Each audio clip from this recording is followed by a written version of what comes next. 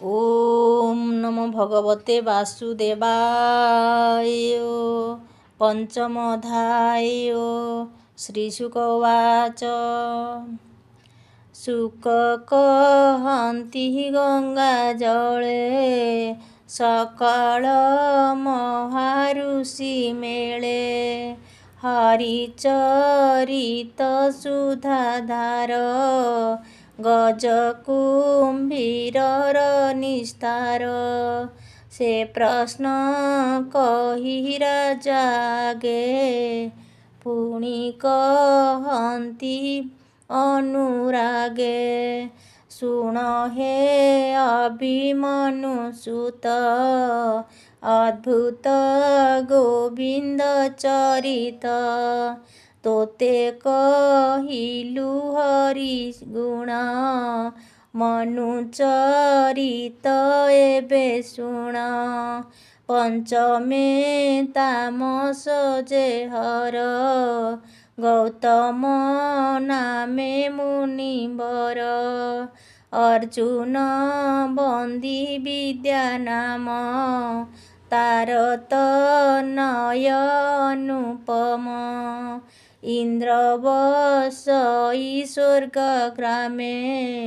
घेनी शपथ ऋषि जने देवदानव भूत आदि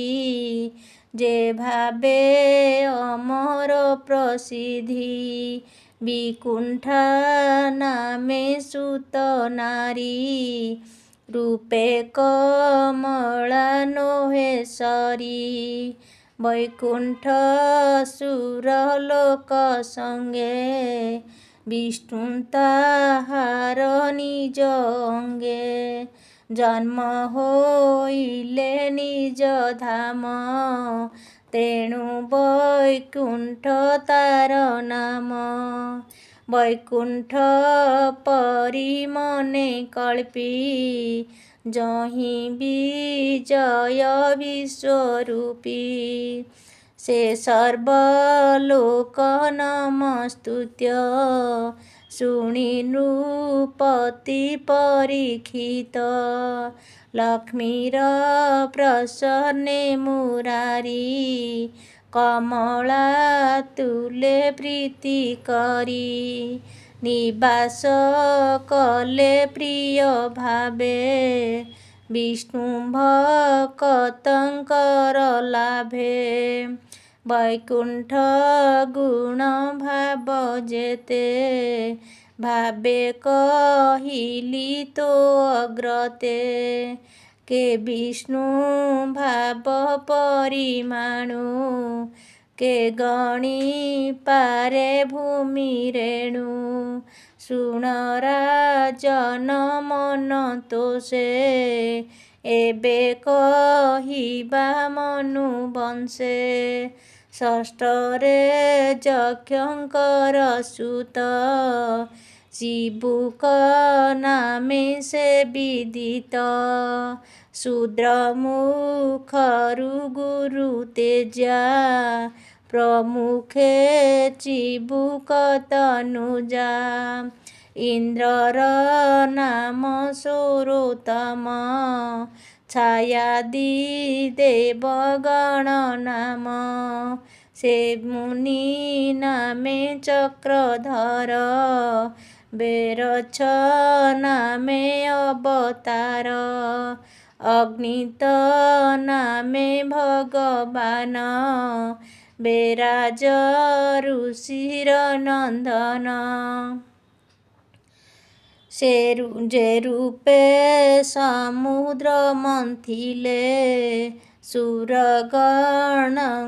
सुधा देले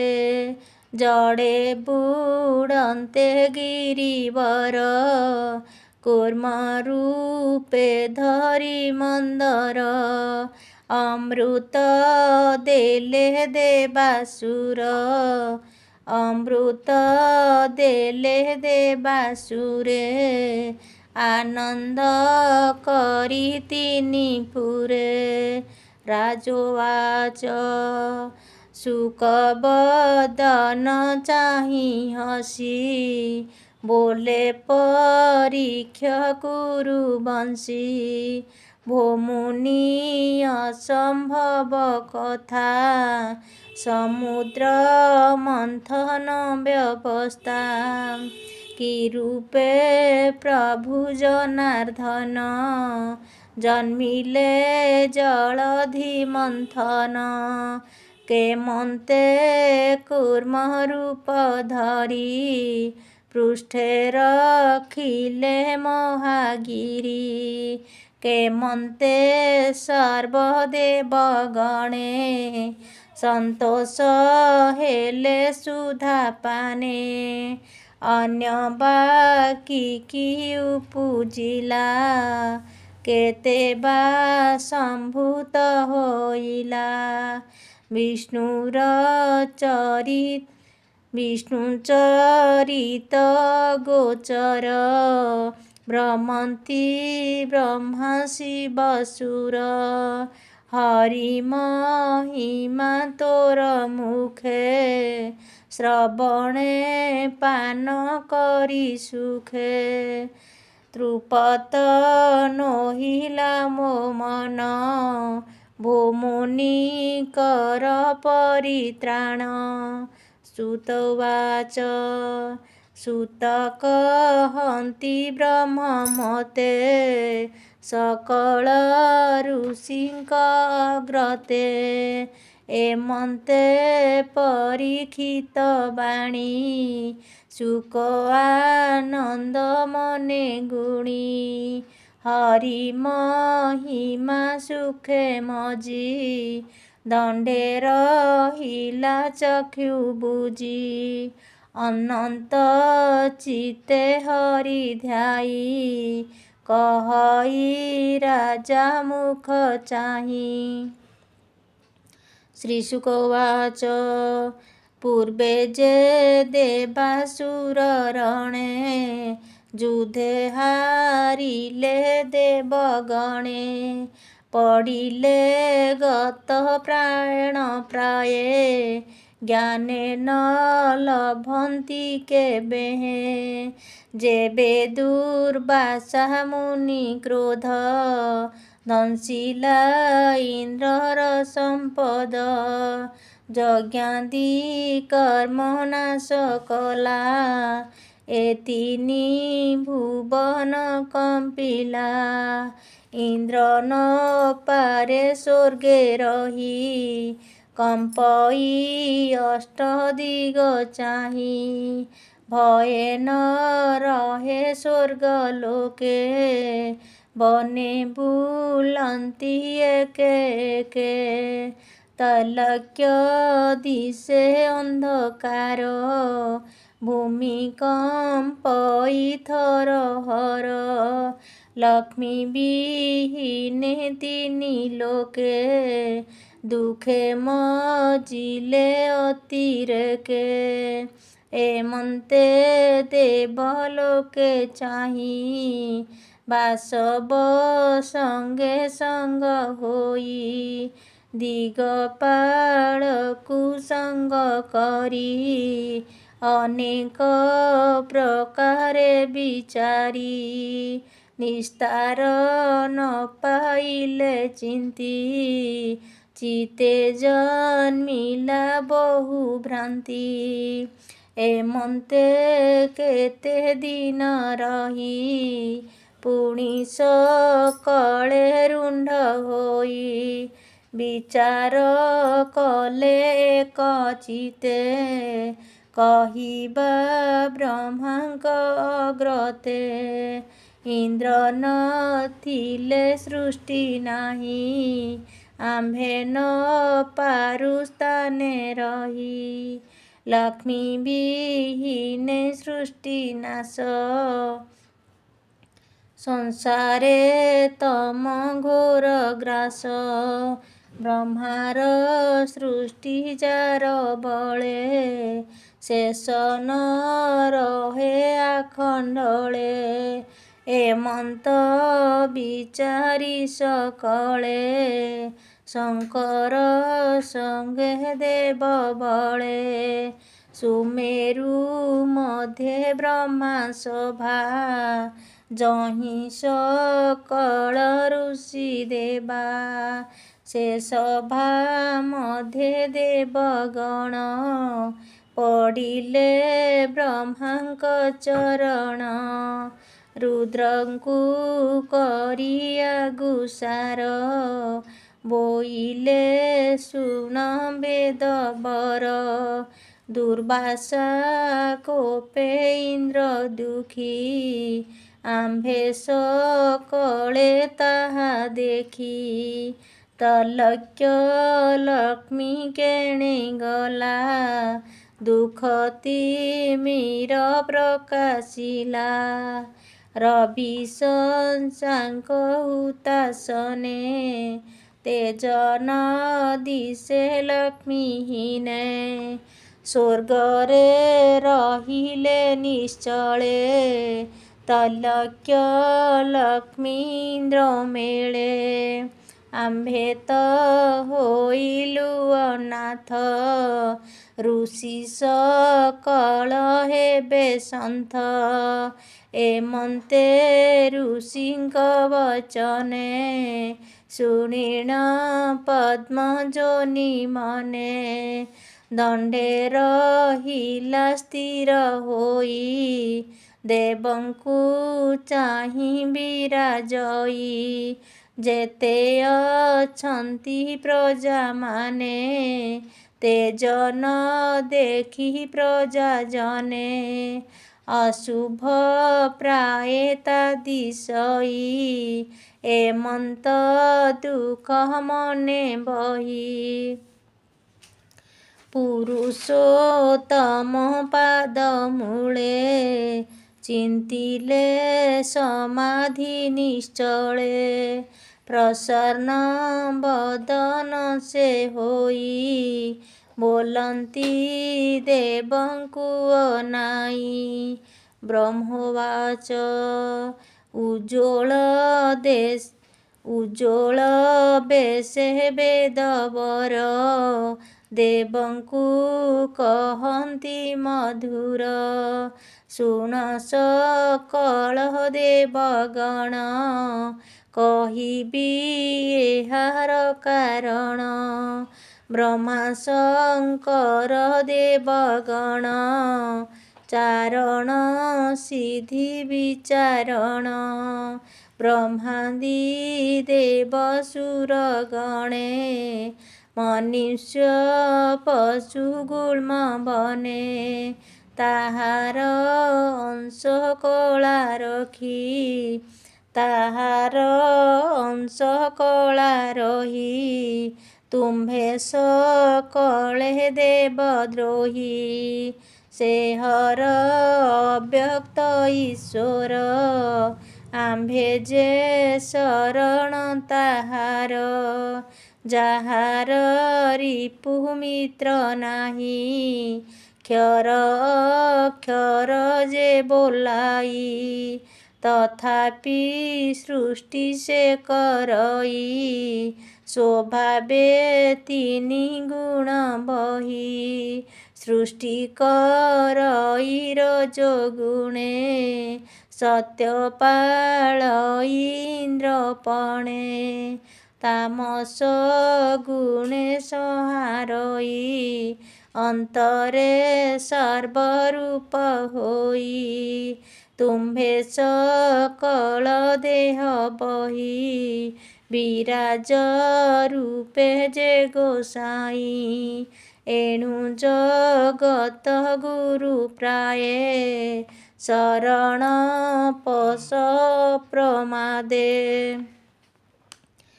तार महिमा शुण प्रिय सुरर क्षणे बहे देह आम्भ कुशल से करिब अनादि प्रभु पद्मनाभ श्रीशुक उवाच ଏମନ୍ତ କହି ପଦ୍ମଜୋନି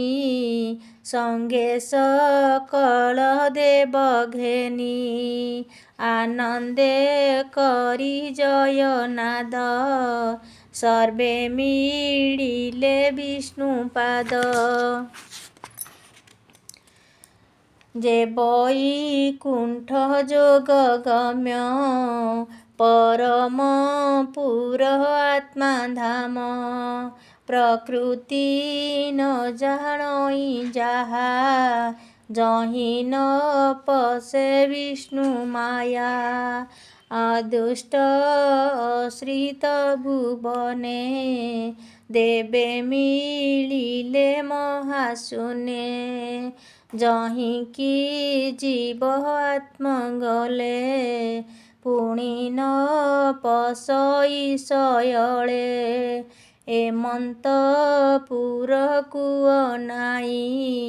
ବୈକୁଣ୍ଠ ପୁର ମଧ୍ୟେ ଯାଇ ବ୍ରହ୍ମବାଚ ସତ୍ୟ ଅନନ୍ତ ବିକ୍ରିୟ ଆଦ୍ୟନ୍ତ ବନ୍ତ ଗୁଣମୟ ଜନ୍ତୁଙ୍କ ହୃଦେ ଯାର ଘର ଉପାଧିହୀନ ନିର୍ବିକାର ମନରୁ ବେଗବାନ ସେହି ମନ ବଚନେ ଭେଦ ନାହିଁ ଶରଣ ବେଦ ବର ପାଦେ ଆମ୍ଭେ ପଶିଲୁ ଅପ୍ରମାଦେ ସ୍ୱଭାବେ ମନ ପ୍ରାଣ ବୁଦ୍ଧି ଏ ଯହିଁ ନ ପାରନ୍ତି ଭେଦି ଇନ୍ଦ୍ରିୟ ଗଣେ ଯେ ଅଦୃଶ୍ୟ ଓର୍ନିଦ୍ର ଭାବେ ଅବକାଶେ ଇନ୍ଦ୍ରିୟ ଗଣେ ଯେ ଅଦୃଶ୍ୟେ ଓର୍ନିଦ୍ର ଭାବେ ଅବକାଶେ ଛାୟା ତପେ ଯେ ନ ମିଶେ ଅକ୍ଷୟ ଶୂନ୍ୟ ପରକାଶେ କ୍ରୟ ପରମ ଯେ ବୋଲାଇ ଆମ୍ଭେ ଶରଣ ଗଲୁ ତହିଁ ଯେ କାଳ ରୂପେ ଚକ୍ରଧରେ ସର୍ବଦା ମଣ୍ଡଳେ ସଞ୍ଚରେ ଯେ ଚକ୍ର ପଞ୍ଚଦଶ ଭାର ତ୍ରିନାଭି ସ୍ୱରୂପେ ଓଙ୍କାର ଅକ୍ଷୟ ଆତ୍ମା ଯା ସ୍ୱରୂପୀ ଏ ଆଦି ଅନ୍ତ ମଧ୍ୟେ ବ୍ୟାପୀ ସେ ଶେଷ କାଳର ଚରଣେ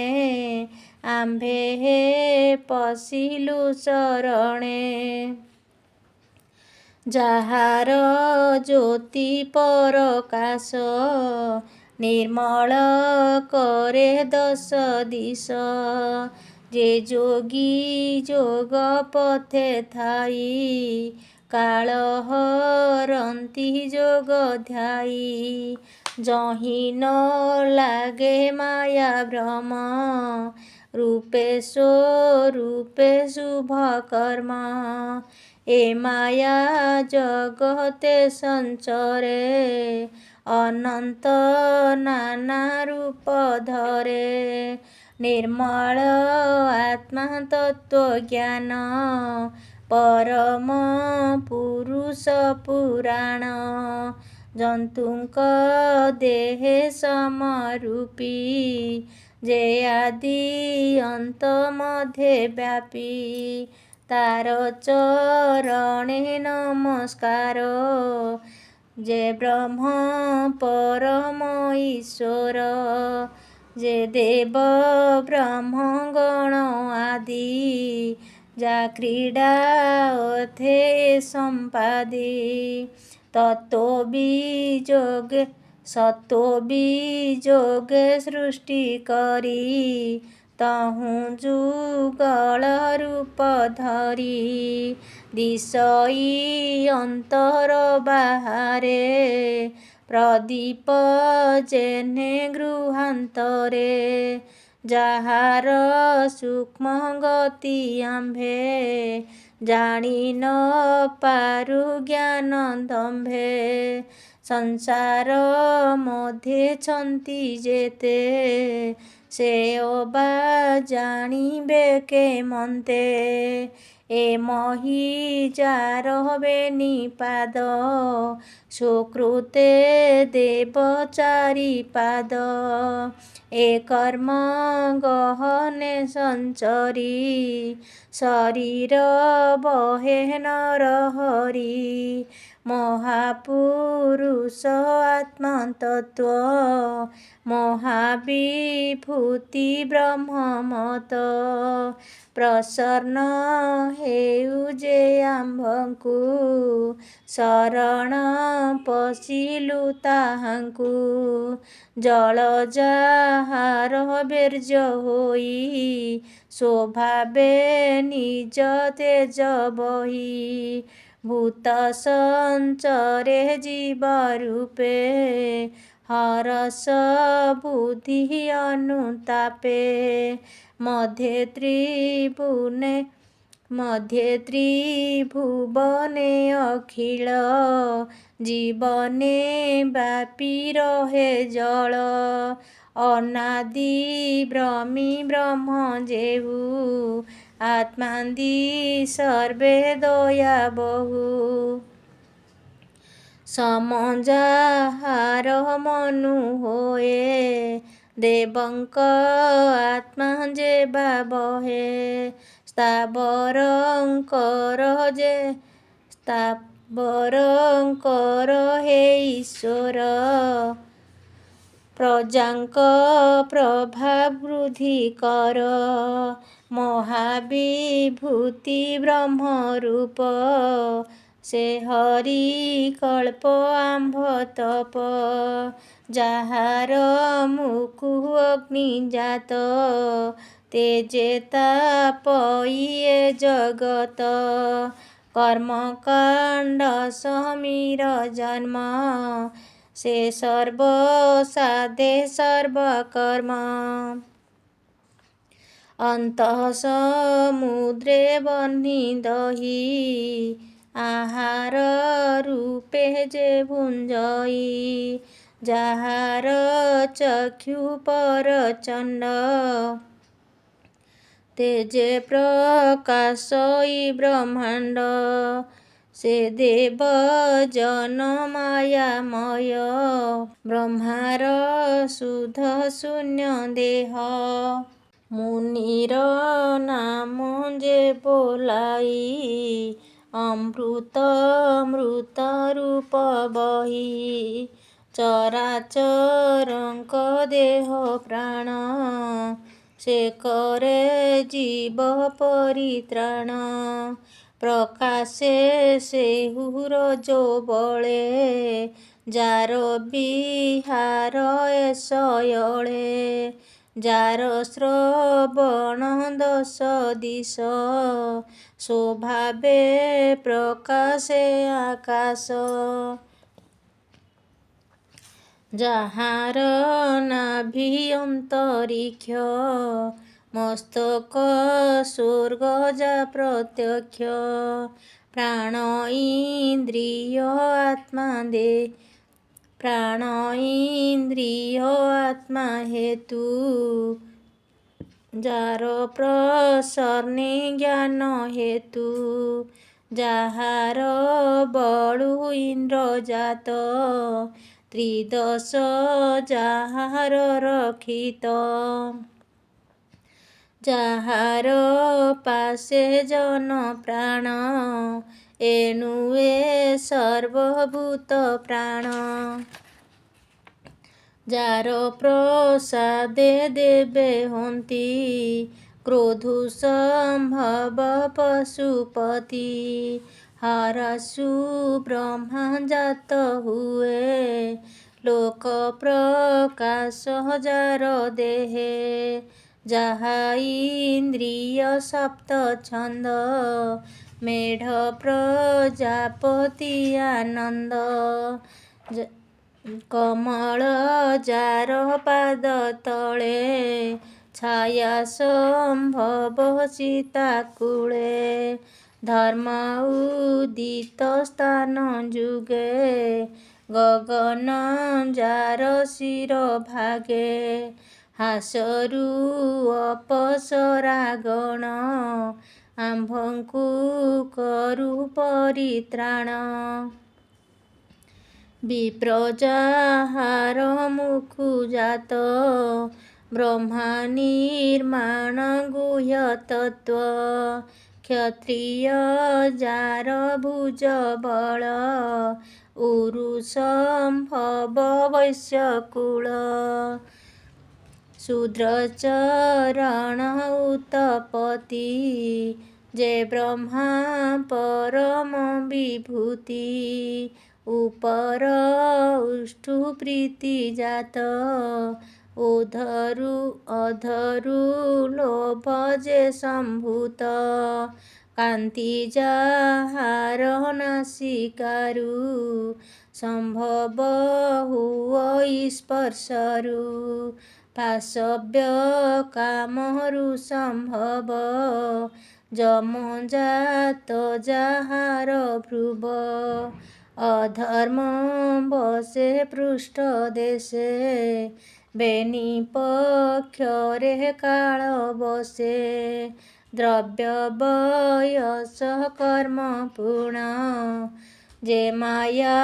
प्रकाश लक्षण जेहु प्रशांत शक्ति बहे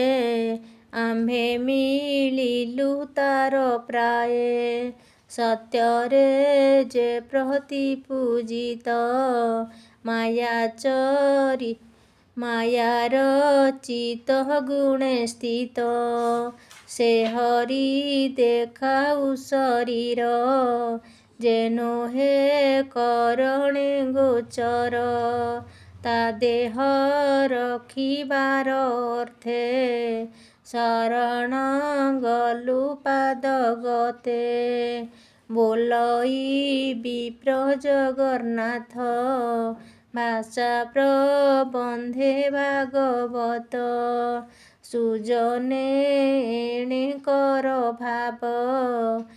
जे भावे संसारु तरिब इति श्रीमद्भागवते महापुराणे पारमहंस्या संहिताया 82 अष्टमस्कन्धे समुद्रमन्थन संवादे नाम पंचमोऽध्याय। ओम नमो भगवते वासुदेवाय।